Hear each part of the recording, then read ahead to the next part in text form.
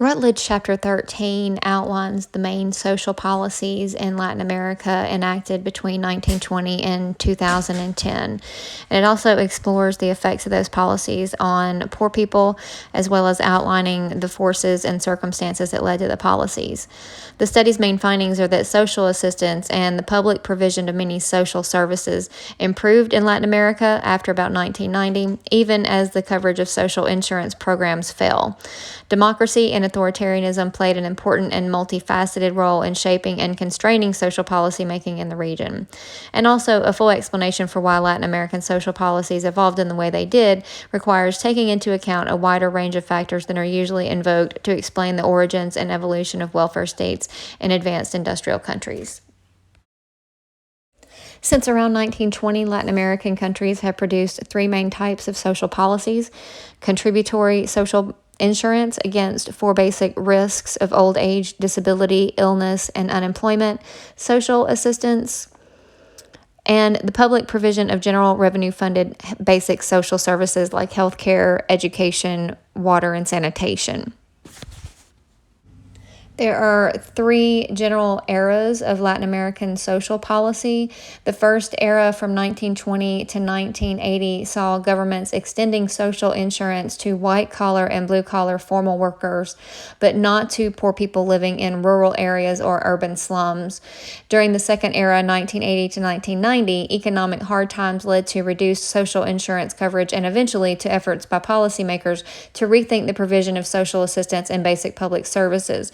These changes brought in the third era, from 1990 to 2010, in which contributory social insurance coverage fell, but social assistance and the public provision of basic social services to the poor improved significantly in many countries. Democracy, it will be argued, had a significant, multifaceted, and largely beneficial impact on these changes. There are basically three sets of countries identified by the dates when they first introduced contributory health and retirement insurance. These are the pioneers, the intermediate countries, and the late adopters or latecomers.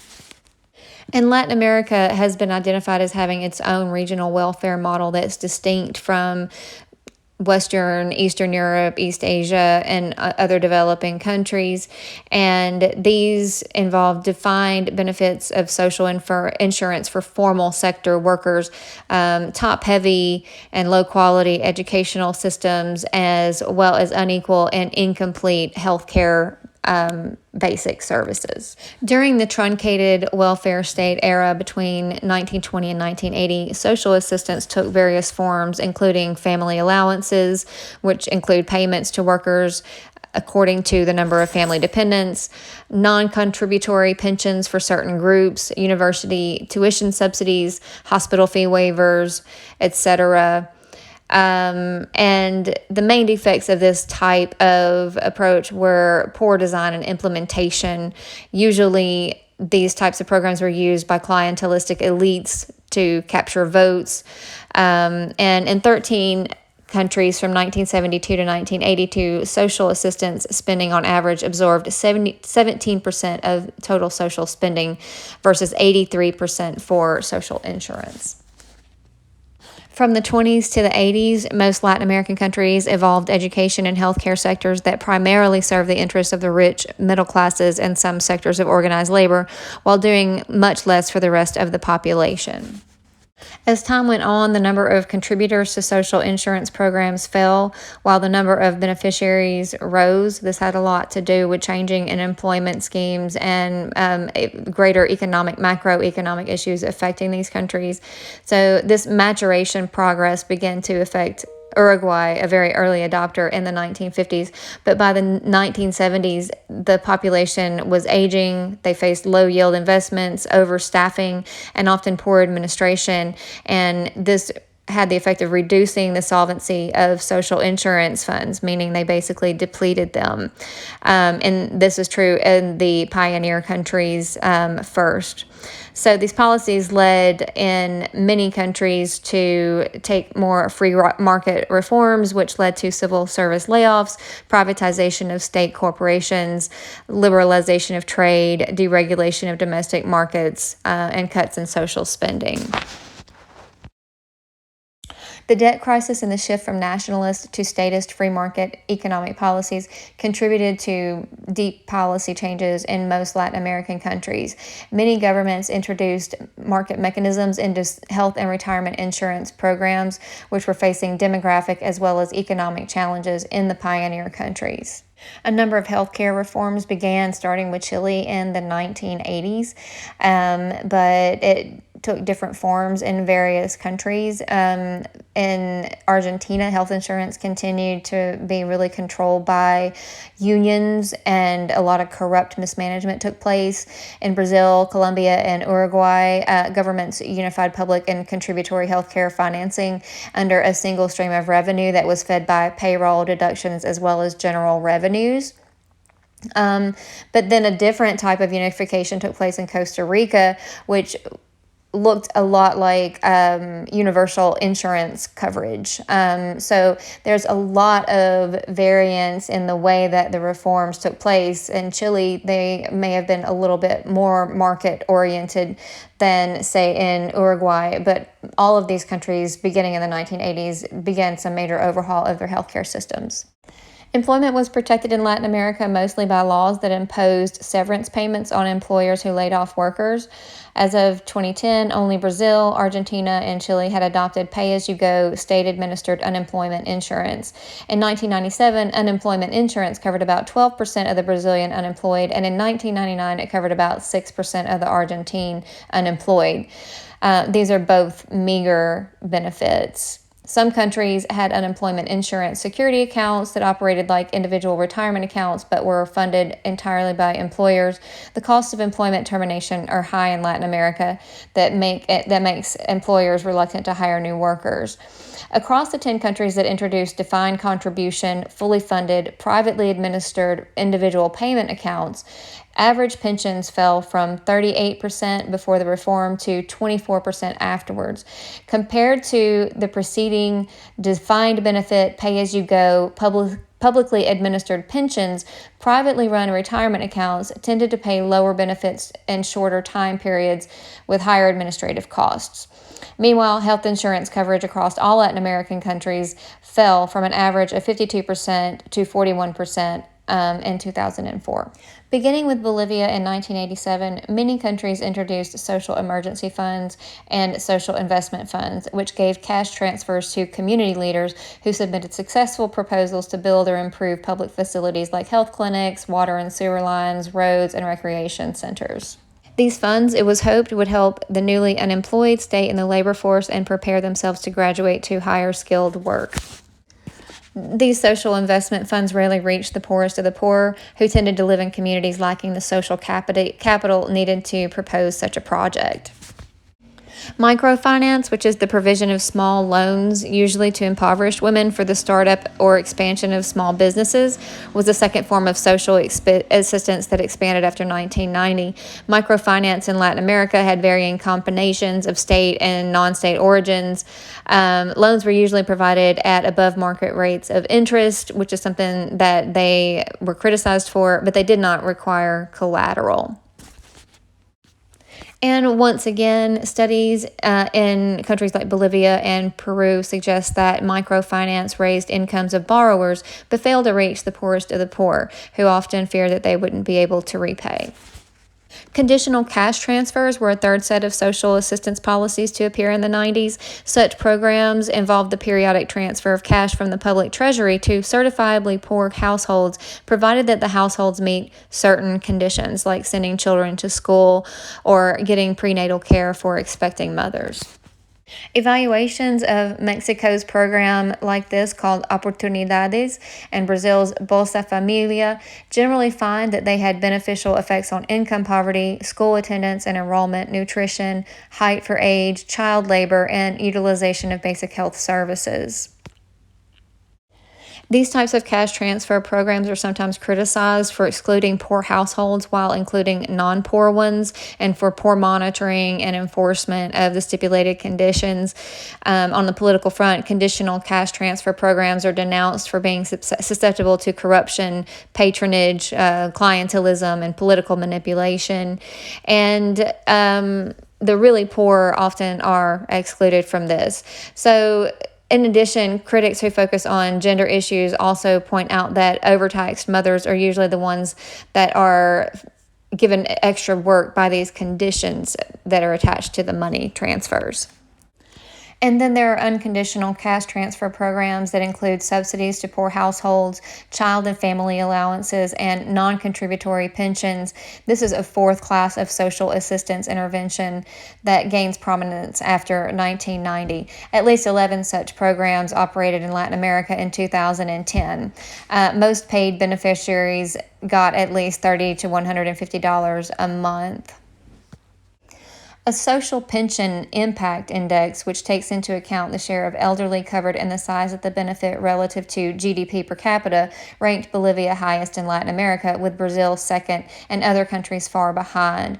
Bolivia's Bono Dignidad and Brazil's Previdencia Rural have been linked to rises in school enrollment, partly by increasing the number of children living with pensioner grandparents. Taken together, social pensions in Brazil have been associated with declines in the severity and incidence of poverty, with greater household investment in human, physical, and social capital. Integrated anti-poverty programs comprise a fifth category of recent social assistance initiatives.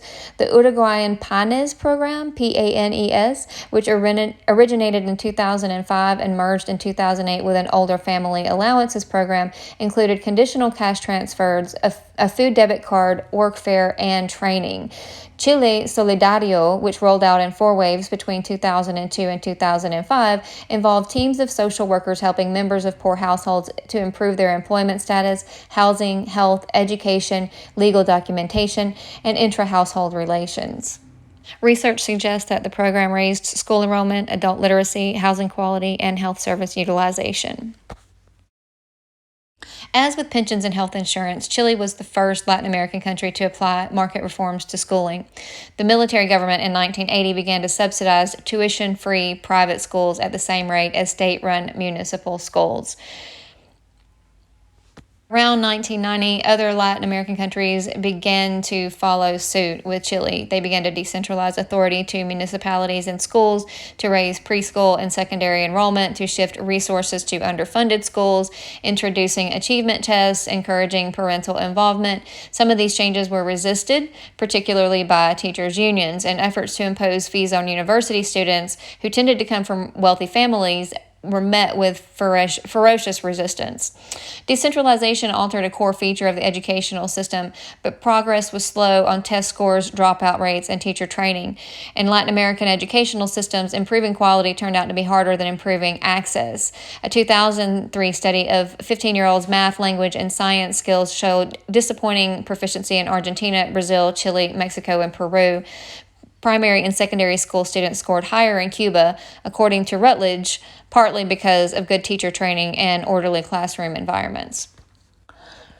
Family planning efforts fell between 1989 and 2004, most steeply in Mexico, Central America, and the Andean countries. Only Argentina and Brazil raised their family planning efforts.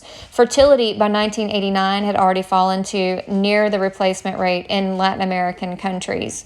And many Latin American countries, including the most populous ones. So a generalized decline in family planning effort is more or less expected. In the area of reproductive rights, Chile in 1989, El Salvador in 1998, and Nicaragua in 2006 outlawed abortion even to save the life of the mother. On the other hand, the Colombian Congress in 2006 relaxed some restrictions on abortion, and Mexico City in 2007 legalized the procedure in the first trimester. Cuba has legal abortion on demand, and in 1996 had the world's second highest abortion rate after Vietnam. So, to summarize, market reforms to social insurance hurt the not so poor, many of whom lost coverage or benefits without helping the very poor. Some of the new forms of social assistance, especially conditional cash transfers, non contributory pensions, and integrated anti-poverty programs, helped the very poor. Others, like social investment funds and microfinance, bypassed some of the most impoverished. Research on the origins and evolution of welfare states in wealthy countries highlights patterns of economic development, legacies of previous institutions, and social class mobilization and class alliances as causes of social policies. These factors matter in Latin America as well, but to get a full picture, we need also to look at these other factors listed. For one, bureaucratic initiative is important. This means that officials and state agencies might act with relative autonomy to design, propose, and implement programs based on their own preferences. Second, economic forces might make Latin American countries more vulnerable. International economic shocks, for example, and the level of dependence on social policies that people in the country have. For the third, inherited social policy arrangements might impose legal or institutional constraints on future arrangements. Fourth, international influences like war, ideological conflict, global norms, bilateral foreign aid, international organizations might also have an influence over the way welfare states develop in Latin America. The political regime form is also important. Democracy can impose influences that are positive on social policy through electoral incentives, allowing for freedom of expression and association, and through getting citizens involved in governing. Then finally, civil society organizations can influence social policy by articulating demands through protest demonstrations, things like that. And then finally, partisanship. In a democratic regime, certain groups of people, including but not limited to those in economic circumstances, in the same economic circumstances, find each other and are able to act collectively and under certain political parties. Which of these sources had the biggest influence on social policy in Latin America varies, because the importance of each source varied by country, time period, policy type, as well as policy process stage. So one of the things that this chapter does is breaks down the different types of welfare provided and different ways that they were influenced by these various forces. So you've got several comparative case studies that are offered that I encourage you to sort of read through in your own time, related to social insurance, primary health care, and conditional cash transfers. Just different programs are selected to kind of trace more detailed. So yes, the main things to keep in mind are these categories that we find and the time periods and different ways that they might have been impacted, especially after social market forces were introduced to social programs. I close with some comparative data about health system reform. This is from an article that is linked here. It's also linked online in the PowerPoint. It's published in 2014. It is titled Health System Reform and Universal Health Coverage in Latin America by Professors Atun and Cotliar. And essentially, this is a study of Latin American health system reforms that took place beginning in the late 1980s and 1990s. These reforms were aimed at strengthening health systems to reduce inequalities in health access and outcomes, focused on expansion of universal health coverage, especially for poor citizens. And so this map shows you a breakdown of how much spending is involved in these reforms. And I thought that it would be very interesting to introduce healthcare spending data from the United States as a nice comparison point. And we like to do this, right? We like to talk about healthcare spending in the United States compared to other countries, because the assumption is that we would spend less than other countries because these other countries have very expensive universal healthcare systems. But that's not really the case. In fact, we spend more than a lot of countries with universal healthcare coverage. So this has been my discussion of welfare states in Latin America. And if you have any questions, please feel free to email me or talk to me during office hours. Thanks, everyone.